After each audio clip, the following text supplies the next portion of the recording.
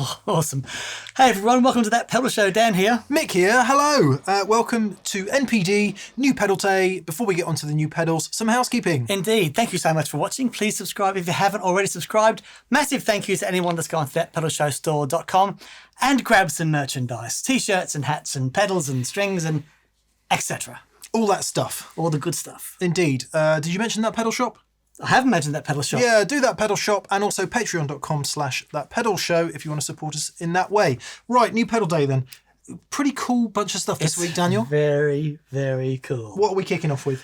We have the Lethargy by Dreadbox. We've got the MEQ driver by Origin FX. We have the Mark II by Goliath FX. And we have, what's this? The Oto bit. This is the BIM by Oto Machines. Okay, well, there we are then. There we are then. Cool, let's get into it then. Dreadbox, we've had a couple of the things on from them in recent months. It kicked off with a Como Rebby flanger. Yeah, which was spectacular. Which we love. This is the Lethargy, which is an 8-stage analog phaser, OTA based. Had to Google this. It is operational transconductance amplifier. Yes. Which apparently is what the small stone, electroharmonic small stone is. And very unique phaser circuit that is as well. Oh, hang on, got bits of paper going everywhere here. 2 different LFOs. Wide-ranging LFO from several seconds up to 110 hertz. Right. Great for a vibrato effect. And it's got 3 patch points for modular fans, which is what those little mini things are. Dan, you like a phaser? I love a phaser. Let's get into it. Here are 2 LFOs then, triangle and a square by the looks of things. Is that right? Have I got that right?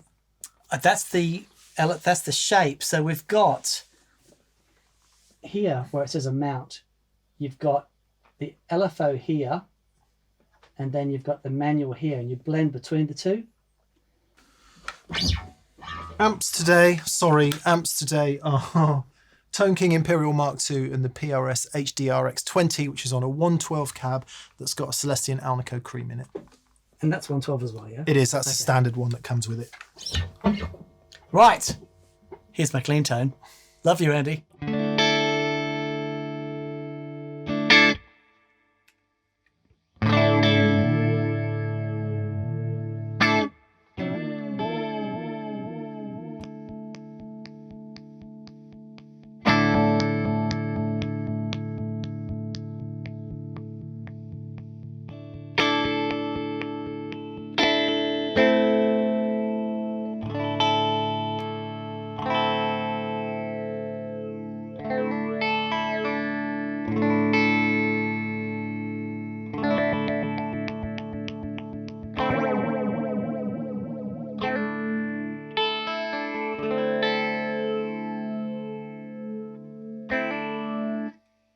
So with the blending between the manual and the LFO, if you put it halfway in between, and then just, what's really interesting is you hear where the manual sits and it changes the mid-range sound of the phaser. Presumably, if you're doing Eurorack stuff, that manual jack there would control the position of the pot, right? Yeah, so it's it's like designed CV to controller. be moved. Yeah. Yeah, okay.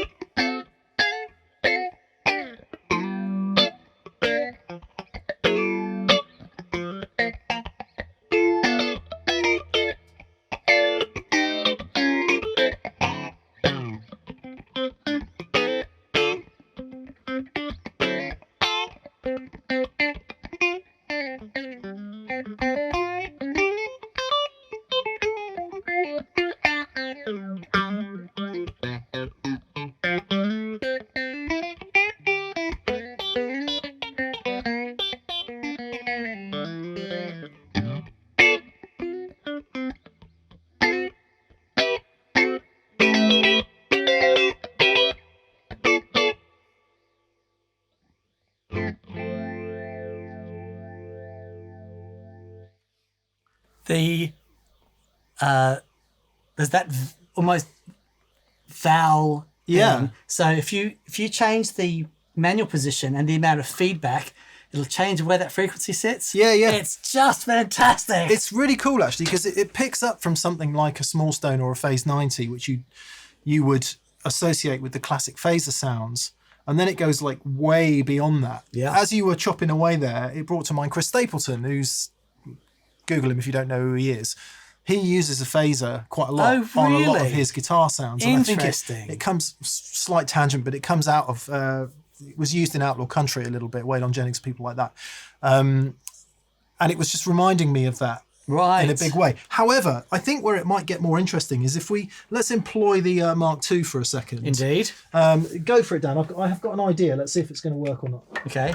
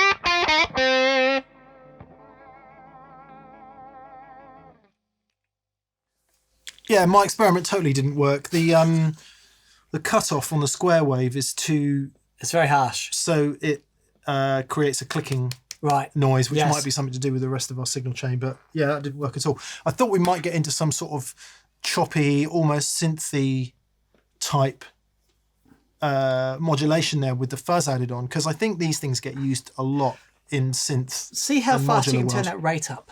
Oh, it was like... Was it? Yeah, go on. Well, on this clicky one, you mean? Yeah.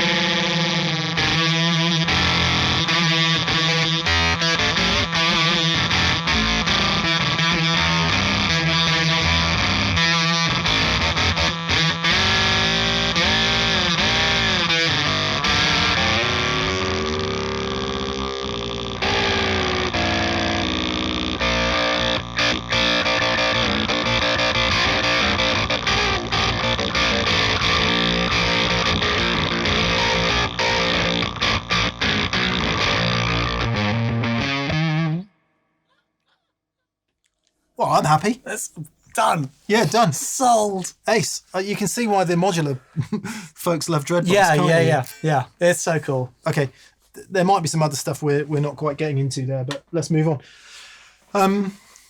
So you heard the Mark II. So Goliath FX. Mm-hmm. I've got a note here from Matt. Hello, lovely. Matt. Matt Clark. Matt started building pedals and learning about pedals just before the pandemic. He's well into comics. Oh, cool. So on a couple of his other pedals, you'll see comic type artwork. Right. He also sent us a muff that he's, or a muff type pedal that he's optimized for bass. Had to play before, optimizing it for guitar. It sounds flippant awesome. But we thought because it's optimized for bass, we'd better stick with the guitar stuff. And this is a Mark II type circuit, tone bender, with a silicon transistors. Yeah. Crazy gold black crackle with a bit of holographic clear coat. Housed in a Gulver enclosure, as it is. Very nice too. Lovely. I'm still a wannabe blues guitarist, says Matt, which is why I still love a good overdrive fuzz and a guitar amp. 2 classic circuits. Hope you love them both. That was the muff as well. So Matt, thanks for sending these in. Goliath FX, check them out. Over to you, sir. What do we like about Mark IIs then? So, what we like about them, they are a friendlier fuzz for humbuckers. They don't tend to have as much bottom end as fuzz faces. And also the Mark II circuit has got, basically it's a 3 transistor circuit, and that first transistor acts as a buffer. And it's all tuned for that circuit, but you put a humbucker in that and it rocks. It's really nice. So I've got single coils, obviously. I will switch to a humbucker guitar in a second.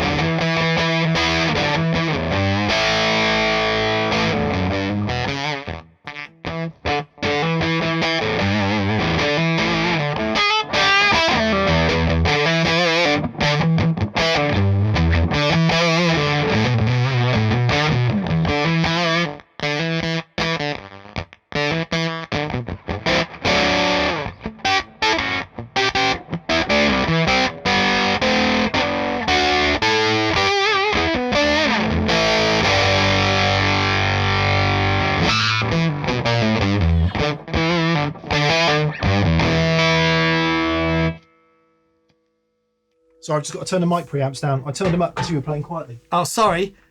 So what's really interesting about that circuit is the bias controls on a knob. Normally, the Mark II has a tone control, but this uses a bias control, which is really nice.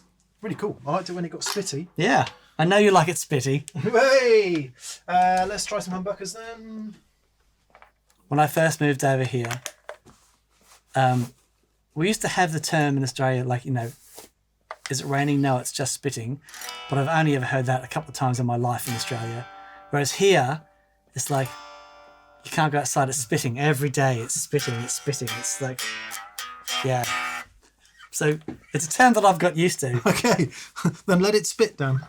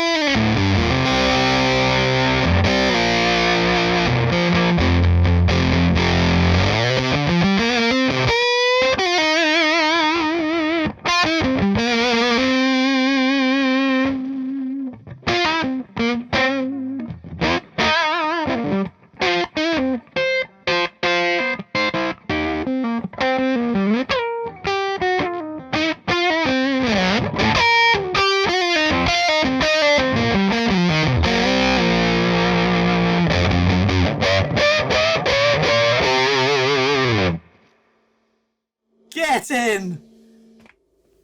Winning. Awesome! Love that, Matt. That is fantastic. Love the way it picked up some of the aggression there with the humbuckers. So with the Strat, it was sounded cool, but it was a bit flat. One of the things that can happen when you switch from singles to hums on any sort of gain device is it can, obviously compress and overdrive and lose definition. This seemed to pick up. Right. There was plenty of from the bass strings. Yep. Like that a lot. Yeah. Nice. It's one of the reasons that humbucker players love, Mark II tone bends the circuits. Yeah. Did a half reasonable job of cleaning up too, because tone benders aren't known for cleaning up that well. That's that bias circuit. Right. So if you biased it more around... It wouldn't clean up the same, yeah. Just try that a sec before we move on. I'm going to put the guitar on about 6. Dan will move the bias knob.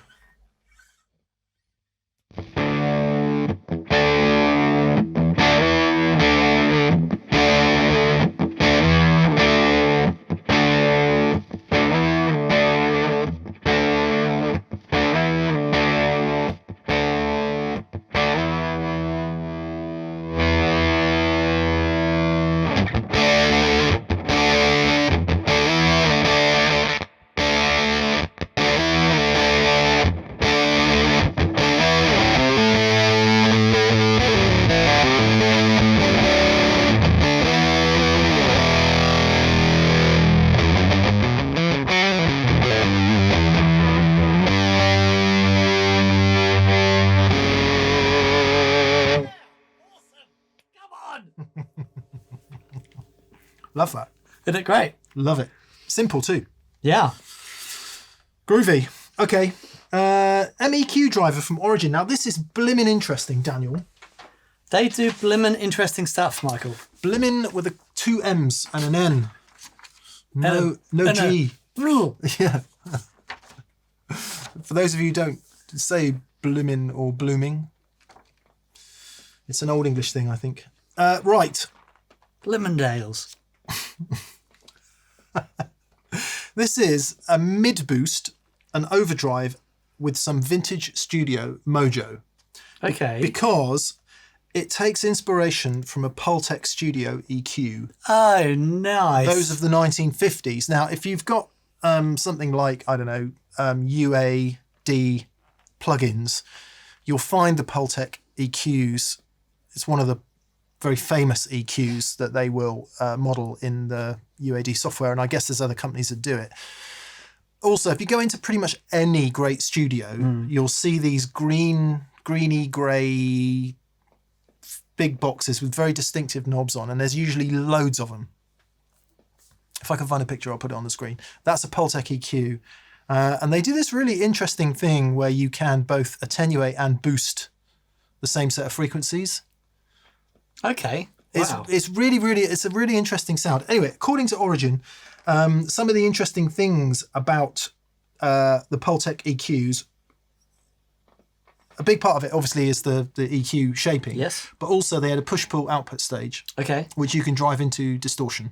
Okay. Wow. So what we're doing is we're creating a bit of overdrive, we're shaping the mid frequencies, and then we're treating that to a bit of studio post magicery within the pedal itself. Right. It's not a slavish recreation, they say. It's inspired by it and put into effect pedal form.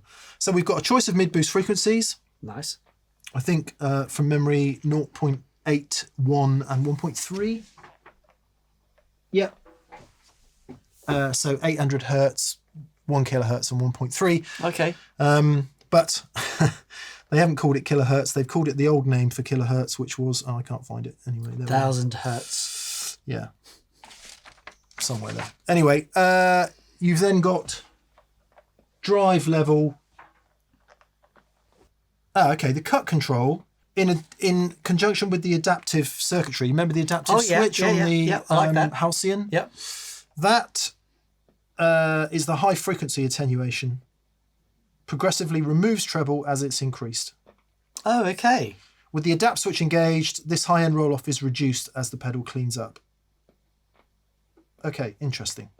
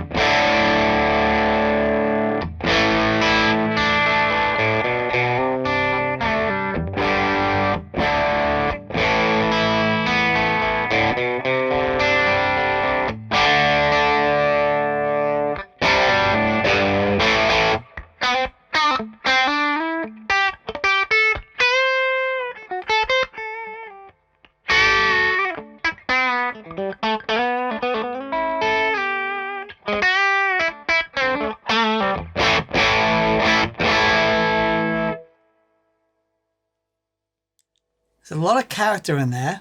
That is really interesting. It's super interesting. So we should then, given that we've got a 1 kilohertz position, we should be able to get a bit of clonny going on. Oh. Keep playing.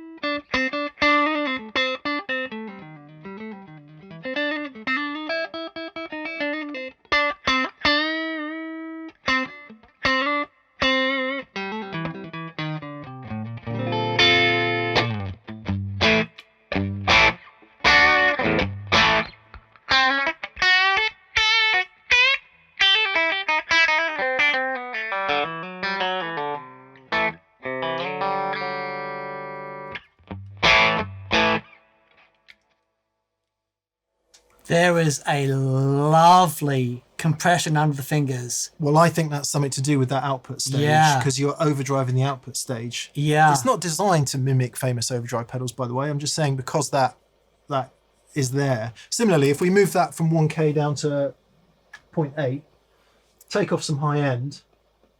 Tube Screamer land. That should put us in Tube Screamer land-ish.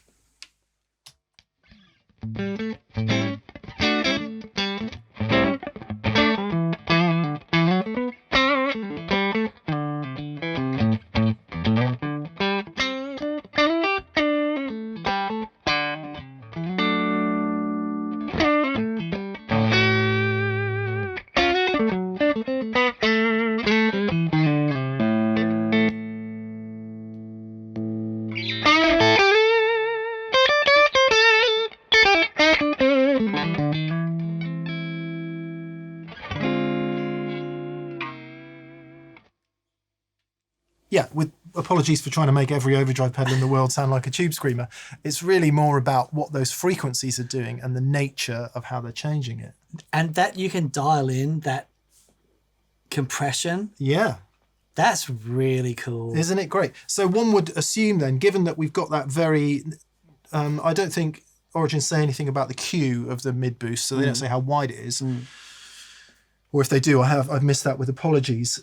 Presumably then you can get fair coctoire sound with this. Go for it.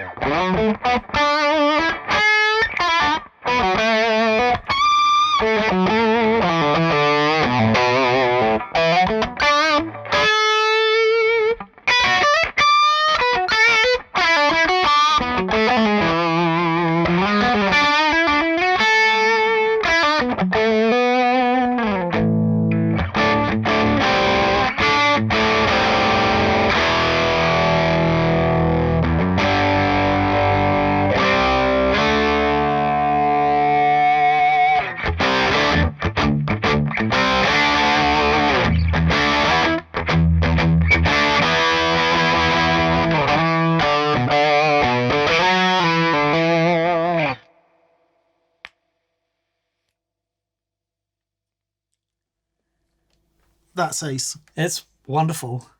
That is really, really, really good. Because I mean, we're assuming that it's what's happening here, but by pushing the output stage and getting that extra harmonic content, it's kind of doing a bit what an amp would do. Yeah. In the power stage. Yeah. Yeah, and you're just generating some extra harmonics and some extra overdrive there. Well, if you think of an amplifier, like an AB amplifier, like most of the 50 watts and 100 watt valve amps are, when they're pushed and you're getting that harmonic distortion, in the pull tech with that AB amplifier on the output and that being pushed and all those harmonics, that's what that's doing. It's really cool. It's fantastic. It's really cool. I kind of, knowing the pull tech EQs a little bit from mixing type work, I want more knobs for the other frequencies. Right, okay. Because the bass end of the pull tech thing is really, really interesting. But man, that's good. I love that because once again, from Origin, what they've done something unique. And even though it's essentially doing what we want a boosty overdrive EQ pedal to do, and there's millions of those out there, it's doing it in a different way. Yeah. And I like that. Let's have a quick listen to what this adapt switch does then. Yeah, go for it.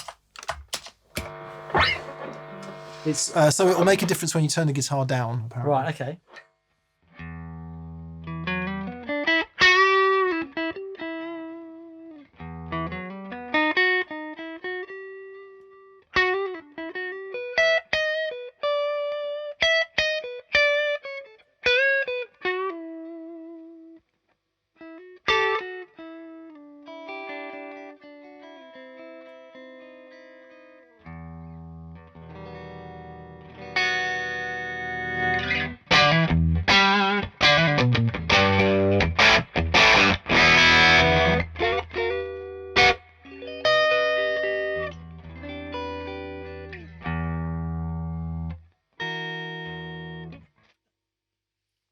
I just want to check. I'll just have to check the mic levels here.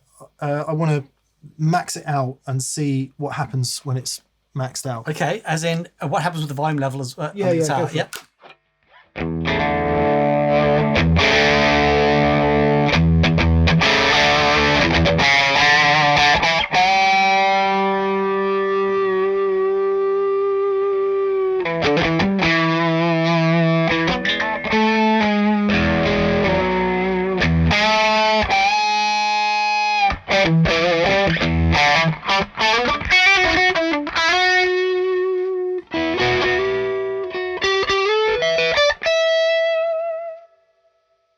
Did you change pickup there? I did. Yeah, can you stay on the bridge pickup and just turn the guitar down? Okay.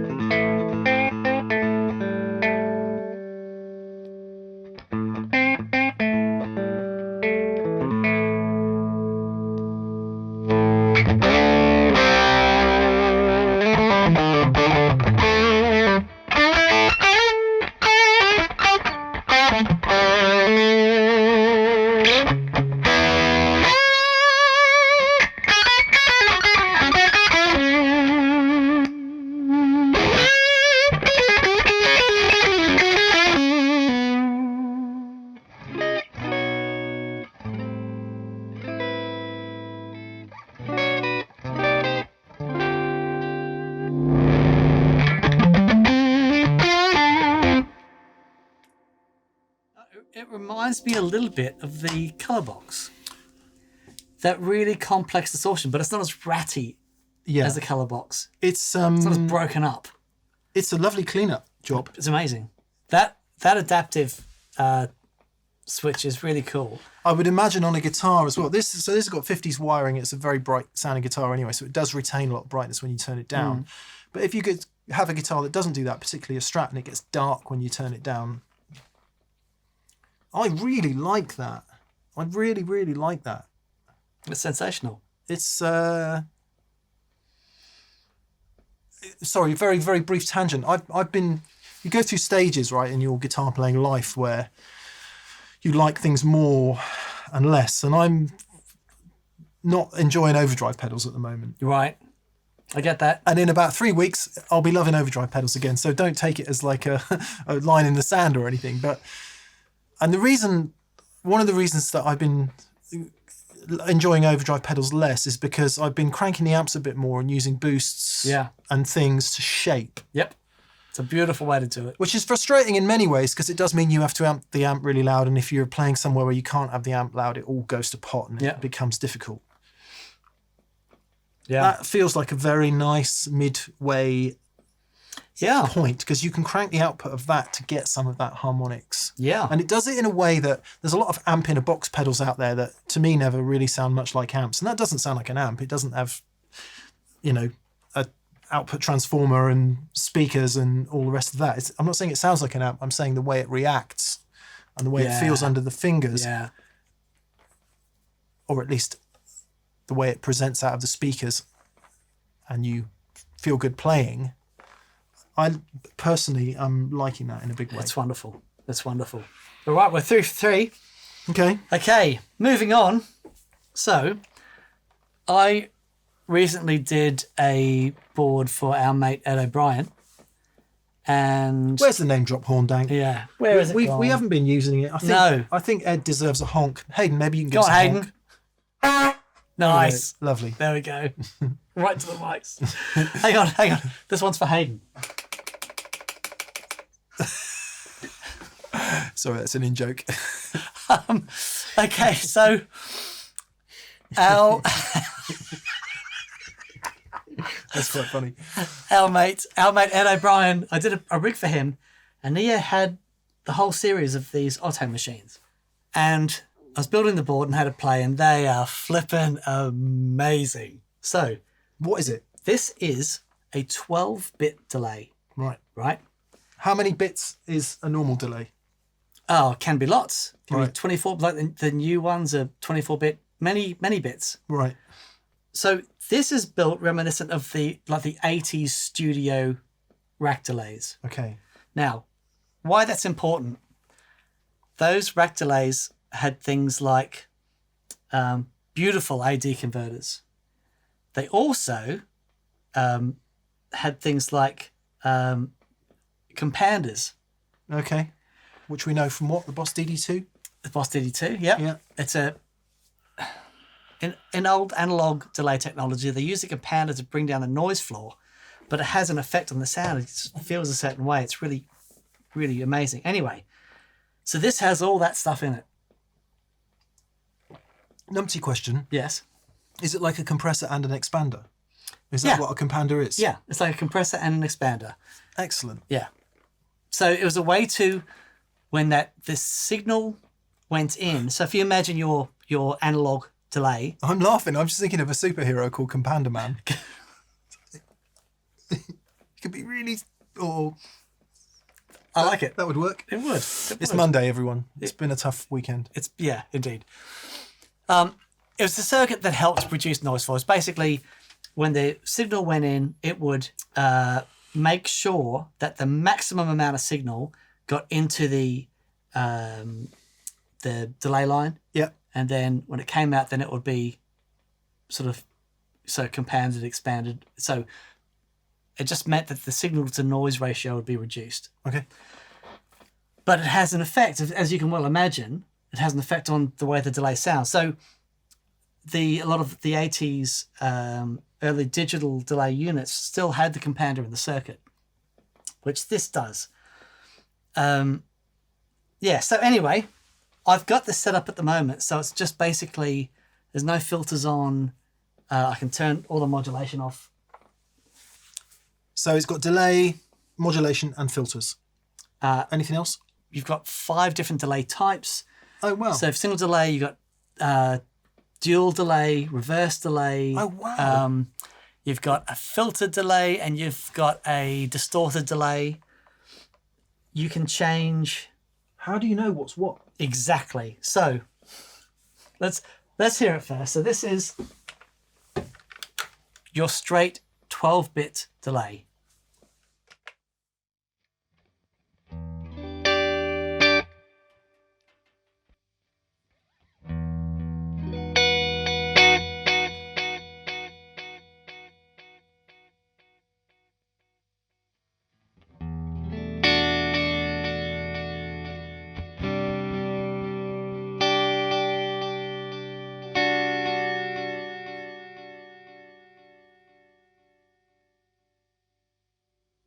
That's really nice. Honestly, it's astonishing. It's not clinical. No, it isn't. And I love it. Right. So I'm going to add a little bit of depth, a little bit of modulation to that, okay? Yeah.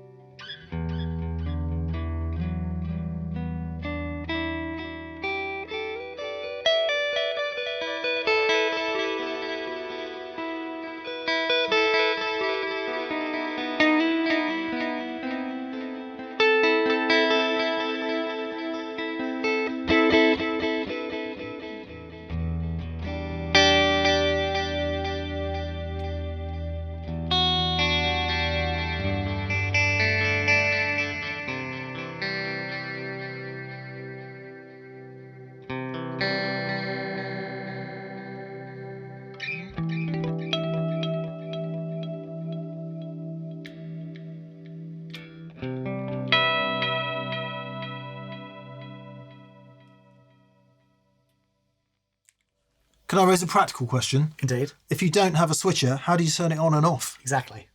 So you've got to, there are MIDI inputs, Right. but it's designed it's the piece of outboard gear. Yeah. But Is it stereo? yeah, like proper mega stereo. I'm getting 2290 vibes. Yeah, it's that whole thing, Okay. right? So just quickly. Yeah, because we are running out. Sorry, Okay. we've got VCQ to do, so I think we need to revisit this. Maybe we could just hear a couple more. Yeah, absolutely. Just hear a couple more sounds. Okay, so that's just a normal straight 12-bit delay. Yeah. Okay. Now if I then go to the double delay.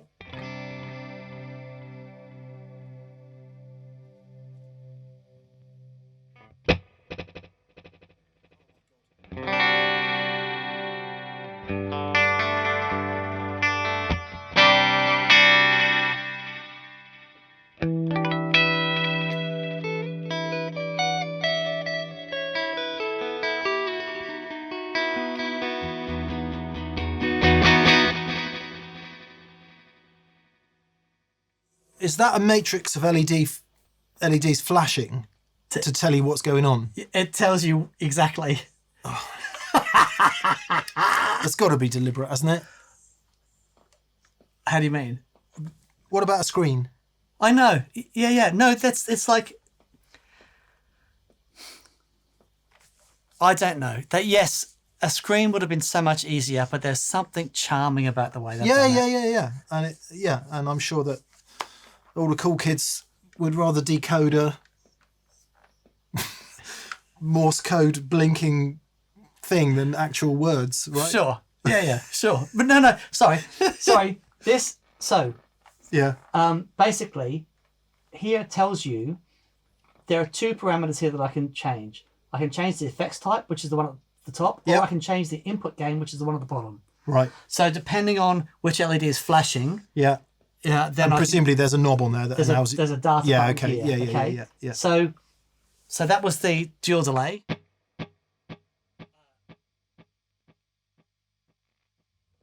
you know who Jockey Wilson was?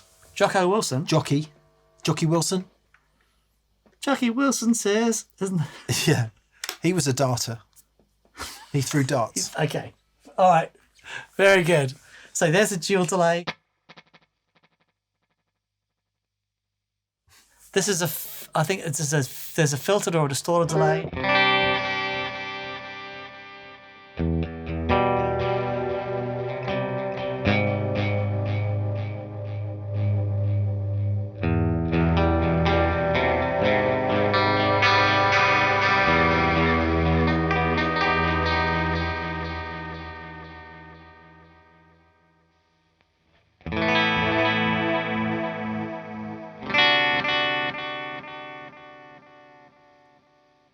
There's your filter delay. Get out of town. And then.